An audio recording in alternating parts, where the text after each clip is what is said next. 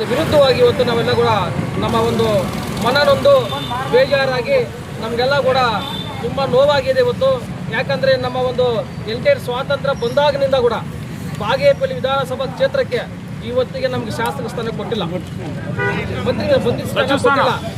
ಏನಿವತ್ತು ನಮ್ಮ ಜಿಲ್ಲೆಯ 4 ವಿಧಾನಸಭಾ ಕ್ಷೇತ್ರಗಳಲ್ಲಿ 3 ವಿಧಾನಸಭಾ ಕ್ಷೇತ್ರ ಆಲ್ರೆಡಿ ಸಚಿವ ಸ್ಥಾನ ಕೊಟ್ಟಿದ್ದಾರೆ. ಆದರೆ ಬಾಗೇಪಲ್ಲಿ ವಿಧಾನಸಭಾ ಕ್ಷೇತ್ರಕ್ಕೆ ಇವರು ಕೊಟ್ಟಿಲ್ಲ.